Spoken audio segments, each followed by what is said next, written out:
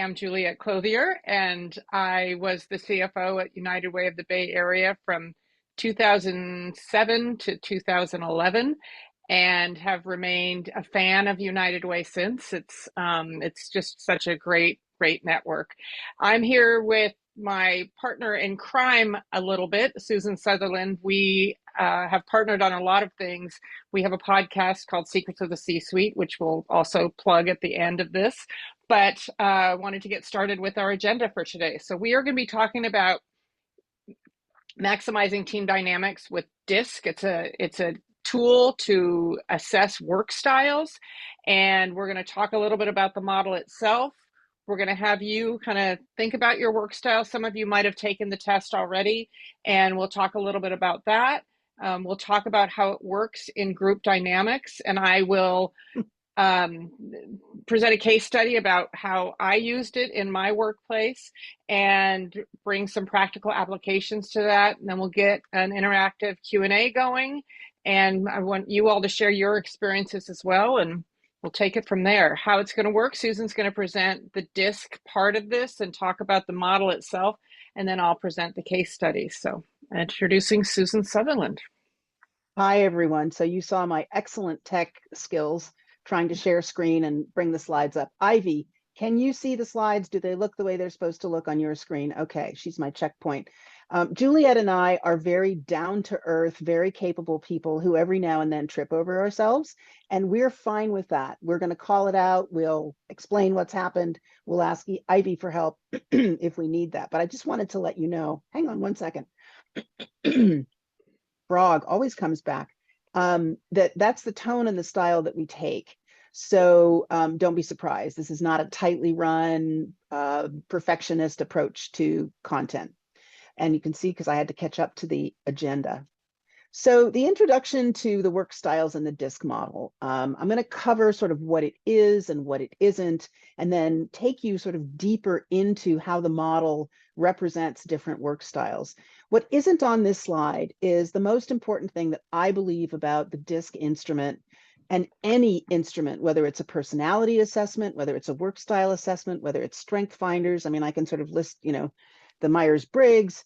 There's lots of data that you get from it. And your job when you get results from any of these instruments is to be discerning. Does this feel like me? Does it resonate? Do I learn something from this? Or are there parts or pieces of it that make you feel like this instrument does not measure me in some way? And all of that is normal. And that's part of why I like the DISC profile, because when you get the deep reports, you're able to go through it and say 90% of this is spot on. It's like it knows me personally. And the other 10% is either not so sure or no, absolutely not. So your discernment is really important on any of the instruments. But today we're talking specifically about the DISC model. So what the DISC is, it tries to capture, for anyone who completes the instrument, their work style and their priorities. And the important thing to know is it's not saying that one work style is more important than any other. It is about each type contributing in the workforce, and also each type being true to the person who demonstrates those behaviors. Your work style, needless to say, is just one part of what makes you you. And how you show through in the instrument is reflected by, not that it calls it out, but your life experiences, your education, your maturity. Understanding yourself is the first step to becoming more effective. And this is true, again, I think, for any of the instruments any of us take. If you're doing it in the workplace, you always get a bang for your buck because you're doing it as a cohort and you can develop a common language. But the real takeaway for me is you get personal understanding and personal development. And so that's one of the upsides of the DISC model. The other part of it is, again, if you do it in an intact work group or as team, you learn about other people's DISC styles, which gives you lots of room to learn about, they see the world differently than I do. They show up differently. How can we work together? So really powerful opportunity there. And you can improve the quality of your workplace in general by using the results from the DISC to build more effective relationships. Important to know, however, is what DISC is not. DISC is not a way to judge or stereotype others. Like, oh, I'm never talking to Juliet because she's a high D, and that means she's just going to be bossy. Not helpful. And all of us are unique, valuable human beings. So again, has to have a certain context. It's useful data. It is not the end all.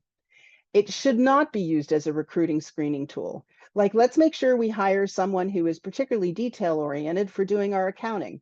That may or may not indicate that they have skill by being detail oriented, at being detail oriented, or that those jobs are a complete match. So it's not intended to be used as a screening tool. It's also not a way to divide your team. And this, of course, is directed at the leaders of groups. Don't use it to say the cool kids are all, direct or influence, and the not cool kids are this other type. And I know that probably goes without saying as you're sitting here. Who would do that? Well, I don't know. Juliet, you can probably attest. We've seen all kinds of things in the workplaces, and leaders are capable of using data in a way that doesn't support the effective working of the team. So I did want to take a minute, and I'm probably talking way too fast. So let me slow down and take a breath. I do this. I wanted to make a point of clarification between the free DISC assessments and the Wiley DISC assessment. What you're seeing today are slides that come from the Wiley DISC assessment, which is a paid instrument. It's copyrighted, and the spelling is a little different. You'll notice that the DISC has a lowercase I. There's no magic to that. That was a typographical error when they were first developing the materials, and then they discovered that if they trademark the lowercase I, then they could stand out as different from the free DISC assessments where capitals DISC. So a little piece of trivia for you. The free DISC assessments tend to be free to a point. They will provide you with a response. If any of you took it, you get some data. In order for you to get a deeper report, you actually have to pay. And I believe, Carol, if I can out you, you took the assessment and then you thought, ooh, I want to know more. And so you actually did pay for it. The Wiley DISC assessment is paid for up front and includes all kinds of material and a really deep report. So I wanted to be clear because United Way is a nonprofit. Throwing money at instruments may not be the highest priority use of your funds. There are free assessments that can at least move you part of the way. My own bias as a trained Wiley DISC person, is that the real power is in the depth of the information, both personally as a team. So I just wanted to disclaim that. We're I moving want to add on. one, Susan, can I Yeah, interrupt you just for a second? I want absolutely. to add one thing about using the Wiley if you're going to do a team and actually using a facilitator.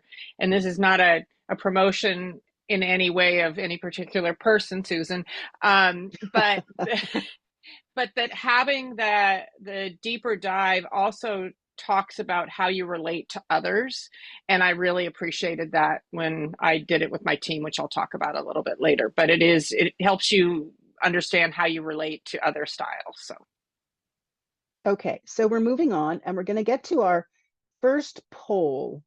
And Ivy promised me that this works magically. So we're wondering what you think, and you can pick as many as you want. Why do work styles matter? It matter because how people approach work impacts others. They don't matter. People should just get along. Understanding someone's work style smooths interactions, and understanding my own work style is help for insight and personal development. So nobody has used the poll yet. On my end, it looks like about 64% have answered the poll. Oh, that's Um, great. so I it can't see is, that. yep, I will show you afterwards. And it looks like we're up to about 15 of 17, and my guess is that it's just excluding Carol and myself since we are the hosts. Okay, So if you I can will show me go, the results, we're not going to yep, spend a lot of time here. It was really to just get us active. and are you guys Okay, able to see the results? I am able to see the results. So 100% have said understanding someone's work style smooths interactions. Can everyone else also see the results? Ivy? Okay, Yep. so I don't need to go over them. You may be wondering why I even put in they don't matter, people should just get along. Because there are skeptics in the world, and they might be saying, why would I invest in an instrument of any kind, let alone disc, when people should just come to work and focus on work, right? And get along. Enough of this kind of understanding one another is taking up time in the workplace.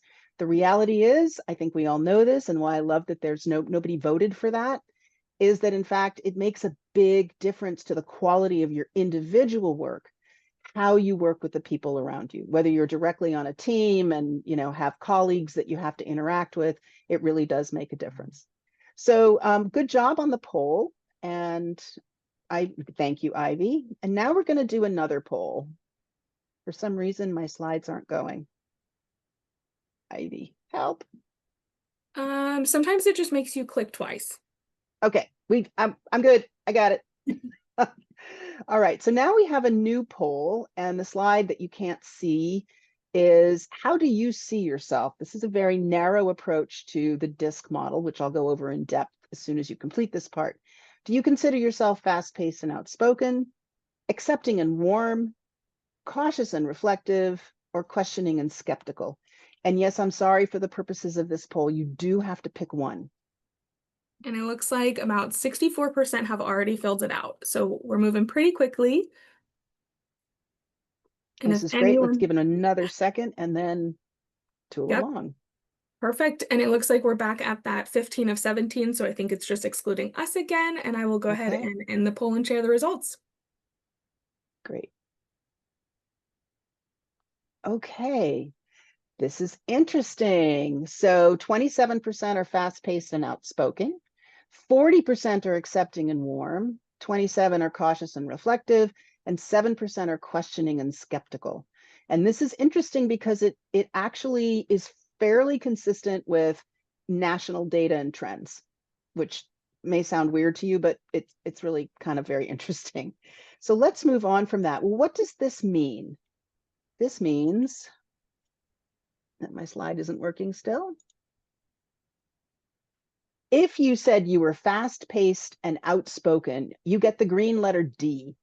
And I'll take a minute in a second to cover that for you. That stands for the word dominance, which you might have negative reactions to as a word, but for the purposes of this, if you can disconnect from that, that would be great. If you are accepting and warm, you are an I. Your style is influence. If you are cautious and reflective, and I'm having a little bit of, your style is steadiness.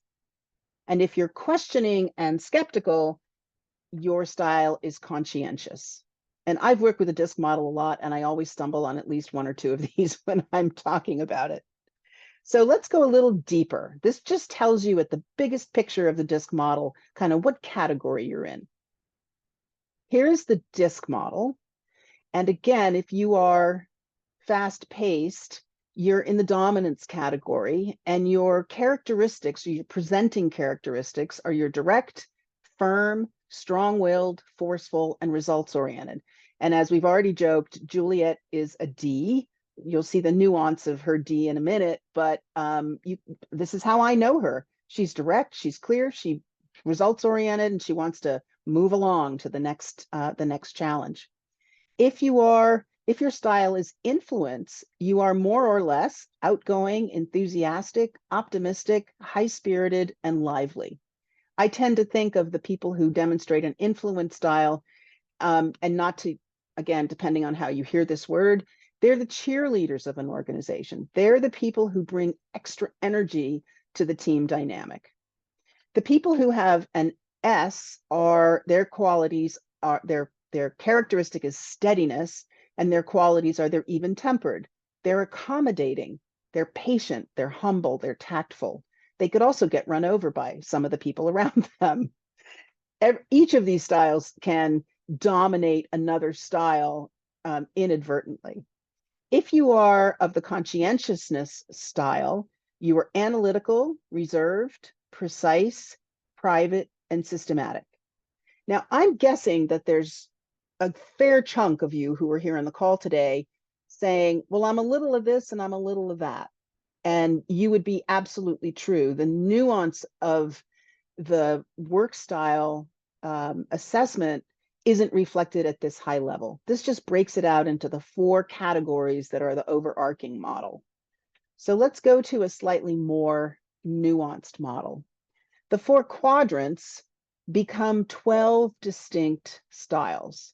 And you can see where that black dot is. That black dot is in the steadiness influence quadrant, so an SI. but is also inching closer to the IS. So just to use that as a hypothetical person, that person clearly shows steadiness over influence, but their positioning of their black dot means that actually they might be demonstrating influence equally, because they're practically on the cusp between those two work styles. I'll also cover in just a minute the positioning of the black dot relative to the center or to the outer rim. So what you see here is a level of nuance that gives you a better flavor. You're not just, again, I'm picking on Juliet because we're partners and I can do that. Juliet's not just representing a dominant work style. She's actually a DI. So she's also got strong influence characteristics in hers. And again, you'll see that when we talk about her and her team later on. So that's the DISC model, I think, in its beauty. What we're not going to spend a lot of time on today is the depth of the report that you get once you get this level of nuance in the picture.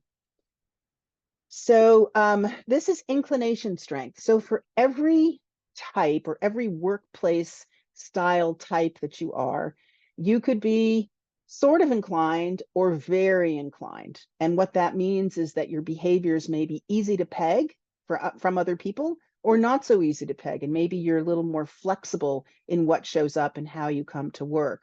So on the far left, my left, the black dot is closer to the center of the circle. That means that that person is mostly an influence, but has a little bit of steadiness because they're kind of on the cusp between I and IS, but it's slight. They're not very strongly representing those behaviors. The middle circle is a moderate, and you can see they're smack dab in the middle of I, but they're halfway between the center of the circle and the outer circle. And then in the strong circle, you can see that they're on the line, and that means that this person, I can't actually see because of all my faces are there, is right at the edge, which means that they are likely demonstrating the characteristics of the influence type more strongly than anything else. They're pretty strong with the way they show up. So let me see if there was another slide for me. All right, that's it on the DISC model. And I hope I didn't go too fast for you all to absorb. We will have some discussion, both here as well as later on in the presentation. I'm handing this off to Juliet now, who's going to maybe process this a little bit with, both of us are going to process it with you, but then we're also going to go to her case study, which is, I think, really interesting. Juliet. Thank you. So we just wanted to take a minute to have the group here reflect a little bit. You told us what you, sorry, I want to make sure how you see yourself, what the question was that we used originally. And when you took the free assessment, I see Beth, you took the free assessment. What did that say about you? So if you took that assessment, or you're kind of thinking a little bit more since you last put that information out in that poll, if you want to put in the chat what you learned about yourself, what your type was based on the assessment or self-assessment, and who you like working with. What do you find you're drawn to more if you're thinking about these work styles? And I realize, Susan, could you go to the next slide so that people can see kind of the 4 quadrants and the nuances of each of the individual. Yes. There we go. So just take a minute to put in the chat, if you don't mind, just some thoughts about what you've learned so far, and especially kind of where you land and where you might be thinking about somebody you work with, and how that goes. If that works well, if you're like, oh, I bet that person's an S because I see them as being even tempered. I'm a little bit more of the outgoing person, and sometimes that's a struggle, or sometimes that works really well. So if you have any thoughts on that, that would be great. One of the things that's interesting about this is that depending on the individual, you're either drawn to working with people who are very much like you, or you can't stand it because you're working with yourself and that's just too much, right? So there tends to be this dichotomy of who you really lean into around getting things done or working together. And also, in spite of the don't recruit for this, you do find that for certain kinds of projects, you want to have the diversity of these work styles to bring that perspective, to make sure that you're not forgetting something, that you haven't avoided a detail, that you're thinking the way someone who is either conscientious or steady would think. If you're one of these, it's just going to be this way, let's go, right? So they all contribute differently. I can't see the chat without losing my slide. Can you see the chat, Juliet? I can. So I love this one. Christy said she tested as an S when she took the assessment, but in the poll, she was an I. She likes working with C folks because they compliment her. And I love that. I think that's such great insight. And I think that when you have a conversation with somebody and your team, and you'll hear a little bit more about how that went for me, it's really helpful. And I think it's also helpful to remember that you need a little levity in this, a sense of humor about yourself. And I'll tell you that story in a minute. Susan's also already alluded to the fact that I'm a DI, a strong DI. So we'll talk about that if we want to move to the next piece, and I'll start the case study. Here we are. So you have something, Susan? No, I just turned the slide. I was just, we got to the right slide. Every little victory, Juliet, every little victory. Yeah. Yay. So we did it. I was leading a team. I think there was 9 of us. I can't exactly remember the number. And 12 of us, we were coming out of COVID. And we had not worked together. A lot of people had been hired during COVID. It was tricky to get communication going. We were in a hybrid mode, so sometimes people were in the office and sometimes they weren't. And I just found our communication to be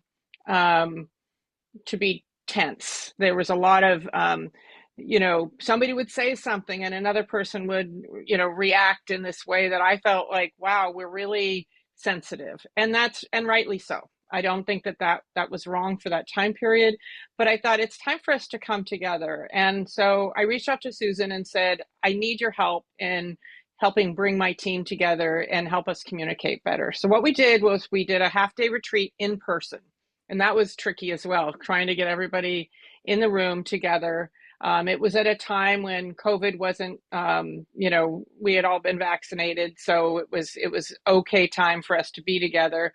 And we did this in advance. So I think we had about 2 weeks before where we sent out the assessment, and people did the assessment and they got the reports in advance, which was really helpful so that they had time to digest who they were and a little bit more about who they work with well and who they might have challenging work moments with.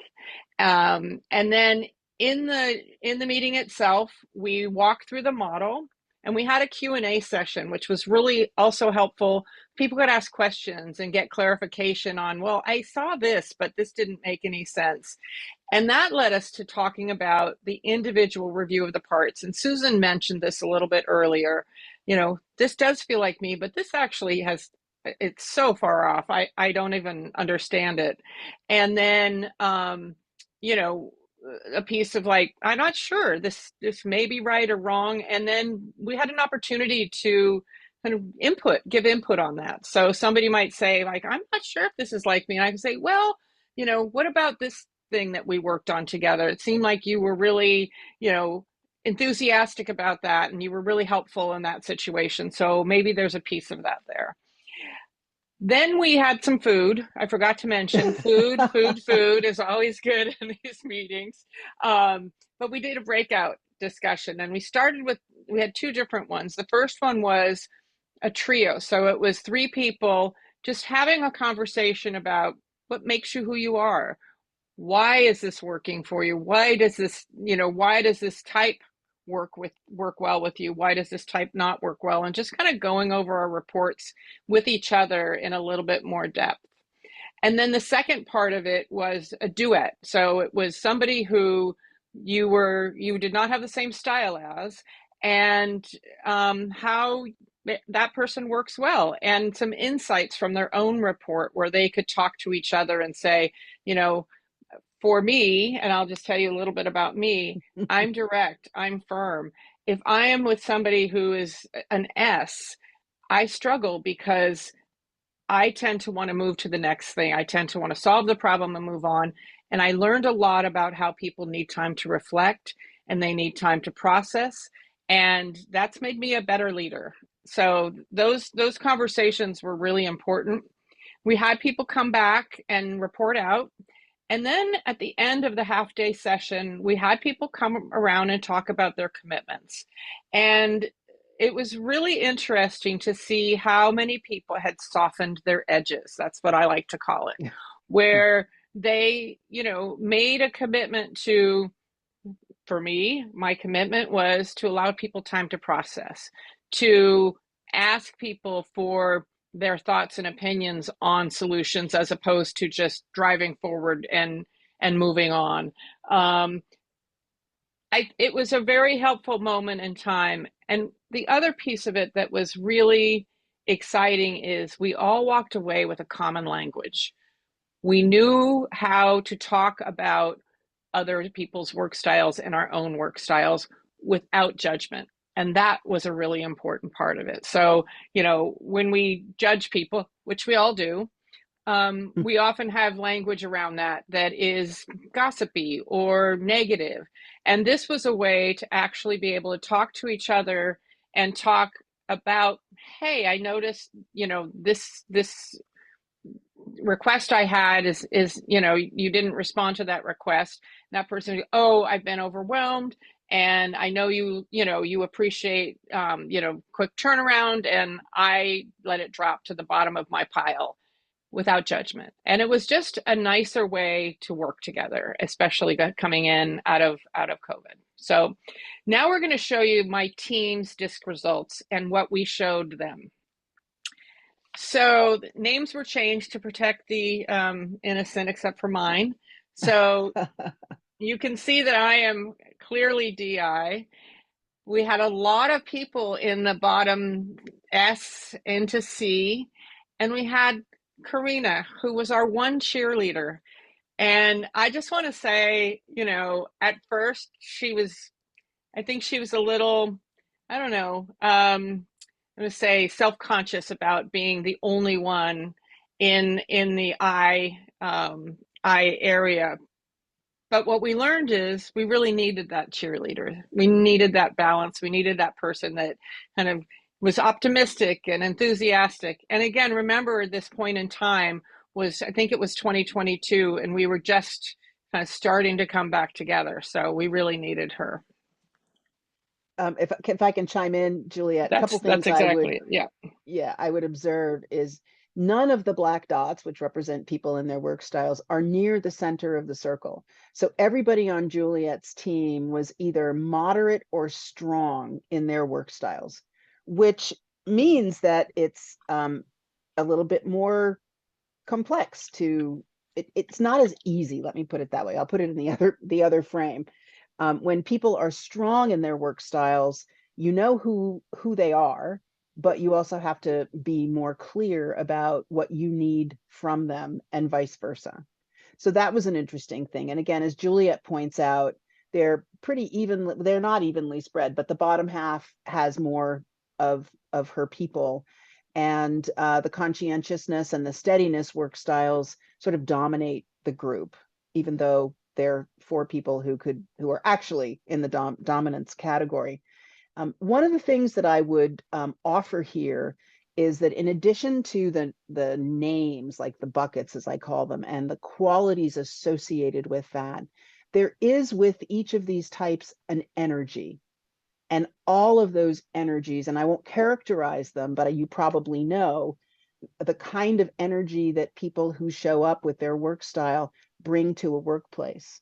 And an influence person is typically high energy. A dominant person, a dominance person or work style is high energy, but in a really direct way. So you might see the person with an influence work style be more like, not a roller coaster, but more up and down, right? Responding to what's going on. The dominance person, the energy is more consistent and forceful. The steady person has a steady, consistent energy, but it's probably not throttling on the high. And the conscientious person has energy, but it's usually not directed outward. It's directed to the work. It's directed to the systems. So I don't know if that helps you kind of come at this from a different way, but I found it really helpful to think about the work styles in terms of energy. It doesn't mean people aren't all showing up really ready to work and really consistently showing up. It just means that that energy has a different feel. So if you're one of those intuitive energy types, which I like to think I am, that's another way to understand the material. Juliet, anything else you want to add about I know we're going to go to what you learned from your process, but No, talking I mean, about I this. think that I just wanted folks to see how this can be used and the snapshot of my team and how fun this part was. I want to tell you when we did the presentation, and the thing that made me laugh the most was that no one was surprised by my work style and how far and how strong it was. So that was fun for me because at least they knew me. Yeah. All right, let's go to the next half of your disc in action, Juliet. Yeah. So this is, as I said, we really learned this common language, and that was so helpful going forward. It did really shift things in the team, and I found people just getting along better and saying yes more. I think a lot of times people were very stressed at this time and, continue to be in the world right now.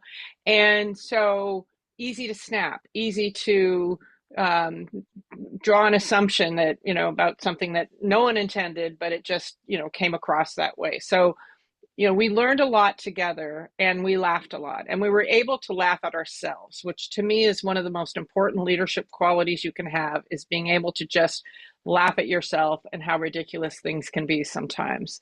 I think people were really, surprised by the team member, especially the team members that they didn't get along with as well, that, oh, that might be why we don't, that we butt heads from time to time, or we don't see eye to eye on things. And again, that common language, I can't enforce that enough. And if this is not the tool you use, but you use another tool, coming together with your team and developing a common language is so important and really helps to move things along. A lot less HR issues when you can speak the language, and it also gives people permission to talk about hard things. And I think that that's really important in leading any Oops. situation. Sorry, Juliet, I So, moved you along, but hope you're oh, ready that's for it. okay. No, that's great. Yeah. So again, Susan mentioned this. I want to reinforce this. This is one piece of data. It is not the Bible. It is not, it's not the answer to everything. And it matters what you do with it. So I think, having facilitated discussions with all team members is important. If you feel strong enough as a leader that you can facilitate those discussions, that's great. I personally felt like I needed somebody from the outside because I wanted it to be objective. And we already had a lot of personalities in the room, and maybe trust was a little weakened. And so it was really helpful to have a facilitator. But if the leader does not embrace it and the tone at the top is not, for work style assessments and work style based leadership, it won't work. You will not have that. So it's really important for me. I had to get the buy-in from the CEO of the organization and make sure that the CEO was on board with this, and make sure that if anybody had an issue with it, that they were fully informed about what I was doing here. Again, having that common language for difficult conversations is super helpful, and reinforcing that each disc style is equally valuable. And with that, if you don't have diversity of thought, diversity of the way you think and the way you process and your work style, you will be off balance. And I think it is really important to remember that all these styles are equally valuable. I think the inclusive facilitation, including everyone's style in conversation, making sure that we're not focusing on one, even though you can see that a lot more of the team might be in the S&C in my situation, it was really helping everybody understand all the different aspects of disc and work styles. And then again, just reinforcing that this is a part of having a diverse working group, and that everybody has strengths. And I think this helps to leverage those strengths to be an effective team. So with that, we're going to open things up and ask you to chime in. You're welcome to put yourself off mute and just do popcorn, or you can put questions and thoughts in the chat. We're really interested in what experience you have with this assessment or other instruments and assessments. I saw in the chat previously that some people had taken this twice and they were different in different places. There was one person who had actually done the Wiley disc, so was familiar with that. So I'm interested in your thoughts. We are interested in your thoughts about other instruments that you've taken and were useful or not so useful. And do you think this might help you, your team, your organization? How could this be a useful process or tool for you guys? Or what might be the drawbacks? And anything else you want to add? We have another opportunity for Q&A again once we've wrapped this completely, but we thought we could have a little discussion breakout, maybe. Yeah, I'll just briefly share. Our organization is going through some pretty big transition over the next 6 months. Our CEO of 13 years is retiring. We've got a key leader who's moving on from the organization. Most of the rest of the staff staying, save for one person, has been here for less than a few years.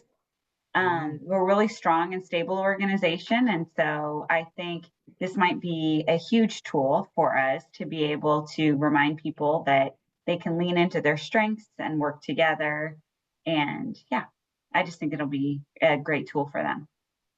Great. Thank you, Rebecca, for that comment. Appreciate it. Anyone Susan, else want to? Stephanie has a question. Is curious why you decided to invest and choose the DISC versus other assessments. That's a really good question. I'll answer my part why I chose DISC to become certified as a certified DISC practitioner, and then Juliet, you can answer why you chose me and DISC.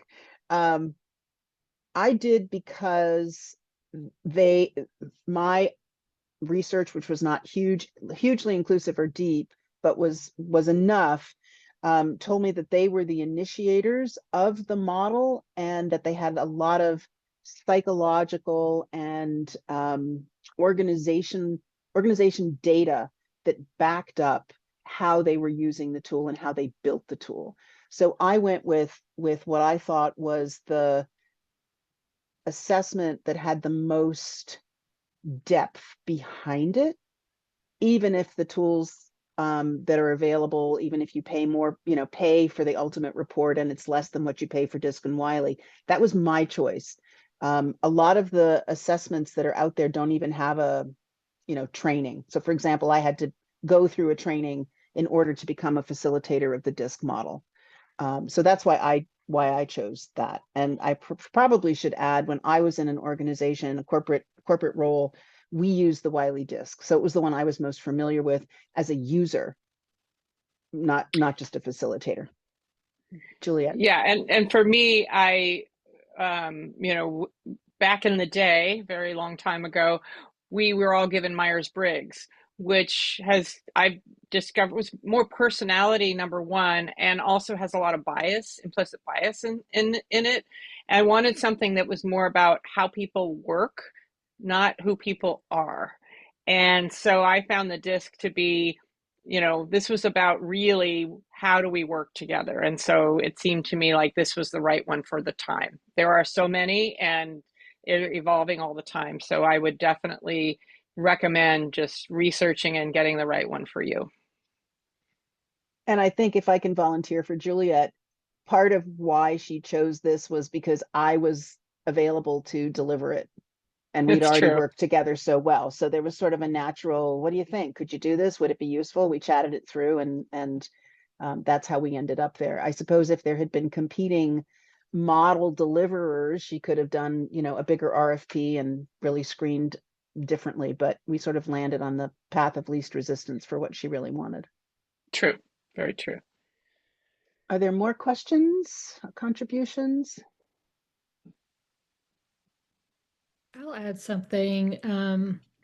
Instead of just asking a question, you had asked what other assessments we use. Last 5 years, I've gone out on my own as a nonprofit consultant as well as a leadership coach, professional leadership coach. And I was intrigued by your session because I'm still trying to figure out which assessments to really focus on and use. And I have some partners with, say, the Berkman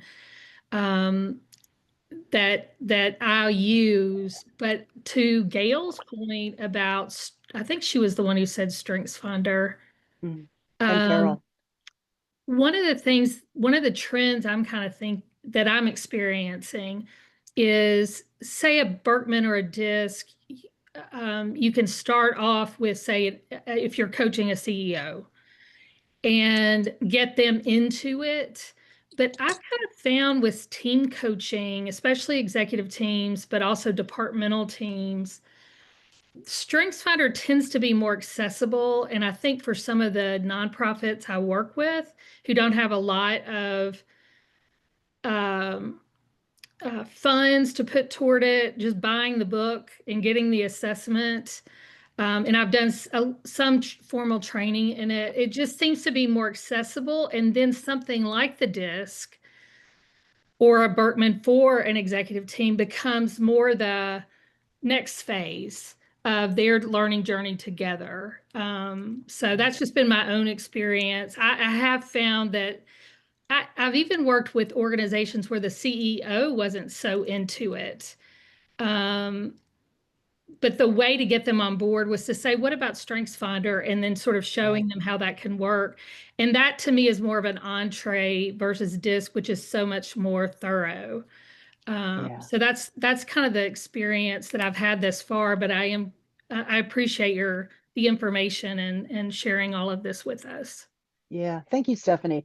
I'm a fan of StrengthsFinders. I'm also trained in Myers-Briggs and have never used it with my coaching clients. I thought it would be a perfect good place to start. Take the assessment, we'll talk about it, and then we'll figure out what your coaching goals are. But in fact, I've not used it that way because it felt like a layer of work. I think that what you're describing, and I really resonate with it, Stephanie, is engaging with people and ultimately their teams. And you want whatever tool it is to be accessible, relatively inexpensive, and actually be the basis of conversation that isn't about the tool, right? And so there are lots of different ways to do that. And I think you've landed on at least 3 that really work for you. That was all I was going to say about that. There's stunned silence. Well, it resonated with me when Juliet, I think, has mentioned a couple of times how important the common language is. Yeah. Again, with team coaching, you want to have it to where it almost it becomes a way to laugh. Oh, you're such a influencer or a dominant or whatever. But it also helps provide some, a way to say, hey, check in, let's see how we're doing. That kind of thing. So I really appreciated this model and that common language to be able to use for sure. Yeah. Thank you, Stephanie. Again, appreciate your experience. Anybody else want to throw in a comment or a question? So I'll offer one that we didn't cover because it occurred to me that it probably should have been part of our presentation. But if you're wondering about the validity or the power of Workstyles, I would ask you to consider someone on your team who is a high D, like a Juliet. Juliet, I'll ask you, what would it be like if your entire team were made up of people with your same work style? We'd be butting heads all the time. Hello, because right? Our priorities would be we would each have our own priorities and be very entrenched in our own priorities. That's how I see that going. Yeah. And you could end up getting along, but you wouldn't necessarily have anybody to delegate to.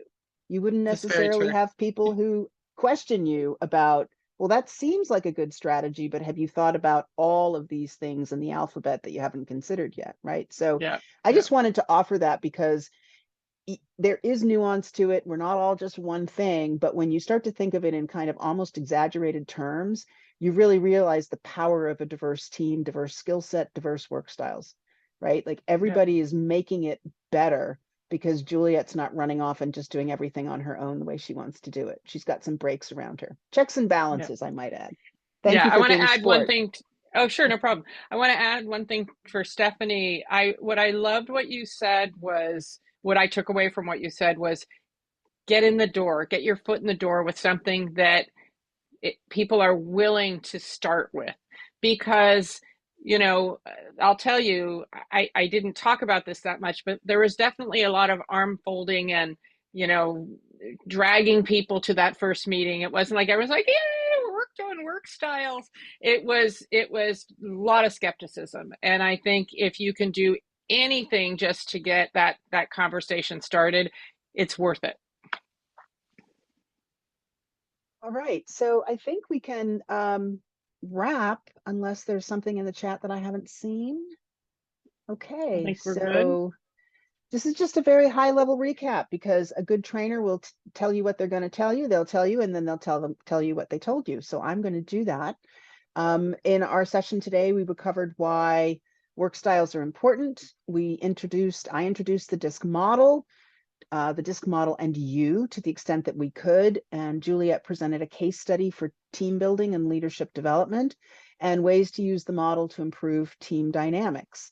So for next steps, they're really very straightforward. If any of you want to reach out to either one of us directly, you can do so. We'd be happy to answer questions or support you and your team. And as a shameless self-promotion, we'd invite you to listen to our podcast, The Secrets of the C-Suite. We have two, I think it's 11 or 12 session seasons already in the can, and we're just about to start season 3. And we're very much like what you see in us today. We're down to earth, and we interview people and talk to them about how they have navigated their careers and their leadership. And Carol was one of our very first guests, if not the first guest. She was the first. She was the first. So that might be fun for those of you who are interested in Carol and her career and how she thinks about leadership. It was a great recording. Yeah. And so with that, that's our thank you on the last page. The reason I'm calling it out is that you have our emails available to you on the slides, and The Secrets of the C-Suite is available wherever you get your podcasts. I'm an Apple gal, Spotify, etc. So with that, I'm going to go ahead and turn off the slides. Ivy, is that okay? Yep, that Not is going anywhere perfect. necessarily. And I will make sure that you guys have their emails in my follow-up email as well as a copy of the slides. And since we talked about so many different personality assessments and tools, I'm going to also try to link all of those as a resource for you guys. And then I did want to mention as well that we will have a survey after this. It's only about 3 questions or so, but we want to just continue putting on the best events for you guys. So if you don't mind filling that out, it'd be greatly appreciated. Otherwise, we should be good to just continue talking and answer any questions that you guys have for the next 9 minutes or so. And I think that we've got everything we need on our end. Otherwise, we have a social hour on 9:25 and a consultant collaborative launch party on 9:30 that you guys are all invited to, and we'd love to have you. Thank you, Ivy. Susan and Juliet, this was awesome. I took the DISC assessment earlier today, first thing in the morning, because I was like, just want to spend some time in it, and it found it so interesting. And I saw all the comments and was just really sitting back here smiling the whole time because I think this resonated. So we'd love to open it up for those of you who are still on, if there's commentary or questions or thoughts. Yeah, Carol, I want to know how you test it out. Well, I'm an influencer, surprise, surprise. And I love the comment in the chat that like influencers sometimes might like suck the life out of the person. So it really, honestly, someone else mentioned about like the balance between them all. And I think that is really key as we're thinking about how do we work together. And the fact that, Christy, I think you said you did it with your entire board. Like what a great opportunity for people to get to know each other's strengths, where people land, how you work together, mapping this out so you can see it as a visual. And people can then begin to say when they're on a committee and someone's stalling or there's a delay, that you go, well, this person isn't trying to delay us from progress. They have to absorb the information and process and think before they can react, right? So Right. I love that. And you know what's interesting, Carol, is I even hear in your description, we have a tendency to make stories up about why someone isn't responding the way we would respond. And so Yes. this gives us a chance to realize exactly they're not being, difficult. They're not challenging our agenda. They just need time to think about it and get on the bus, so to speak. Yeah. There was Does someone that else. surprise? Sorry, I wanted to check back in with Chrissy. Does it surprise you that Carol is an I? Oh, no. I thought she might be a supporter too, because she's always just so supportive. Yeah. Great. Thank you. I always think it's super interesting as a huge fan of personality assessments, to see how all of them kind of intertwine as well. I know some people obviously have their favorites, but to Carol's point for eyes and kind of like the energy thing, if you bring in human design too, there's people that get energy and there's people that can reflect energy and people that create their own energy. And sometimes eyes are really good around like reflectors because sometimes individuals can't make their own energy and they have to get it from other people. So just knowing about other personality assessments and seeing how they interweave together and work together within staffs is super interesting. I think human design is fascinating, and thank you for that comment, Ivy. I don't know that everybody is familiar with it. It's probably not considered a personality assessment, but pretty interesting sort of thing that's growing in popularity and knowledge. A lot of people had to run to another meeting, which is fine, and it's great. You have permission to go if you want to, but any other comments or questions? It's been a very engaged audience. It's been delightful. Yep. Well, I'm going to share something with this group. So this session is considered one of the 4 personal discovery sessions that we're having this year. And it's a new series because there was so many submitted that were like all about the individual and like benefits to you as a person that could potentially expand and impact the people you work with, live with, married to, whatever, right? So we do have another one coming up, and Kate Reed is the guest speaker. And I don't know the date off the top of my head, but I'm gonna let Ivy maybe include that even in our follow-up, because I think you'll all want to be a part of that, which is not one that we featured as the next upcoming events. And then we did do, and I know it was in the chat, the Strengths Finder was one of our personal discovery sessions in April. So as part of the follow-up, we could include the recording link from that. So if any of you were interested in that, you could simply listen to it almost like a podcast. And that was provided by Anna Murphy, who is a current United Way CEO from Michigan, and Kathleen Wolf, who is a partner that they work with at their United Way, and their team had been using that for their own benefit. So really just wonderful sessions to reflect on and think about our own personal journeys here. Yep, and I'll make sure to send you guys the playlist of our personal discovery sessions on YouTube for you to listen to, and that next one is going to be November 6th. Perfect. Kate's been a previous guest speaker, and she spoke as part of our wellness series. And when she submitted her sessions, it just aligned more with personal discovery. So we're super excited about that. And I shouldn't forget to mention, Katie Kogelman was the other person who spoke and did a personal discovery session earlier this summer. And it was about playing your cards right. And that was a whole different interactive session, which normally is done in an in-person setting, but she was able to make it work for us virtually. So Fun. Wow. yeah, Good kind of stuff. fun. Look at Ivy's on there. She's already marketing the next one. You go, girl.